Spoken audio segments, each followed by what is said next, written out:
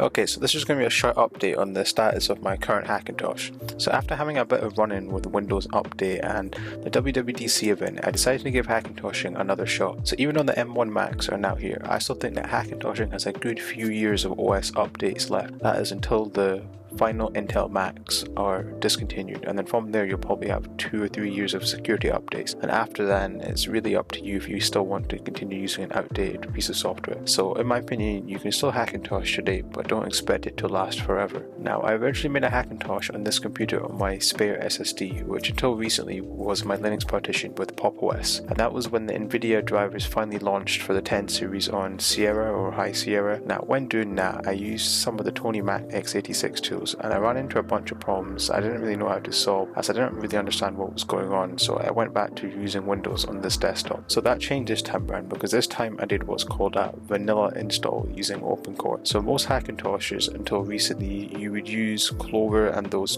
closed source Tony Mac x86 tools where you would just press a couple of buttons and it would kind of work, or sometimes didn't, or you would just copy configs and files from other people, so you didn't really know what was going on, and they could sometimes mess with the operating system partition also. Nowadays, by following this good guide in GitHub, you can put together only for your specific Hackintosh, and then through that you'll understand why you need them and how you can patch anything that goes wrong. In my opinion, if you can't be bothered to learn how this guide works and how the config is put together, then you're going to have trouble later on down the line when something goes wrong. So the gain from this extra bit of pain is that all the Hackintosh stuff is contained solely on your EFI partition, and your macOS partition is essentially clean, just like a real Mac. As you may have guessed, my NVIDIA GPU is not compatible with the most recent versions of macOS, and it never will be. So with the recent GPU shortage, I started been kicking myself, as exactly 1 year ago I got a very good deal on some RX 470s, and I bought one which I gave it to my brother when I should have really bought two and tried Hackintoshing again with my NVIDIA card just for Windows gaming and that cheap RX 470 which was only £55 for macOS. So not a huge problem, I thought. I'll just choose my Skylake 6700K's integrated graphics. So not only will I use Windows for gaming, but I'll also probably have to use it for Adobe apps which could take advantage of that NVIDIA GPU. So this introduced some problems with cables, as if my monitors are plugged into my dedicated GPU, then I'm going to have no output in macOS. So I decided to plug only my main monitor into both graphics cards, because there's a setting in Windows where it can actually drive a monitor attached to your integrated graphics card through the dedicated graphics card. So basically this just meant I only had to buy one more cable instead of two. So let's get to the actual install itself. So this was pretty simple. So you would make a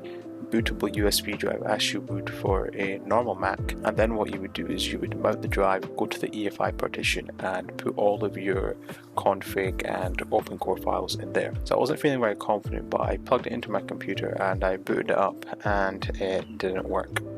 So it was kind of late at night and I was already feeling somewhat defeated, so I was about to give up, but I decided to plug it into another USB port on the back of my computer, and to my shock it started up straight away and I was able to go to the install the first time. It rebooted and I was straight into the desktop of macOS, which I was really surprised by. So all I had to do was set up OpenCore on my boot SSD so I could boot without the USB drive, and then set up some fixes for my audio, and it seemed to be working almost perfectly. So from there I had a few things I needed to fix. I had to get that extra cable for my integrated graphics card to work with my second monitor, sleep functionality, USB, as two of my USB ports in the back don't work properly, and at some point I would get around to fixing iMessage and File Vault, but that's not very important because I don't really use iMessage anyway as I have a Pixel. But I was feeling quite happy that this was almost perfectly working.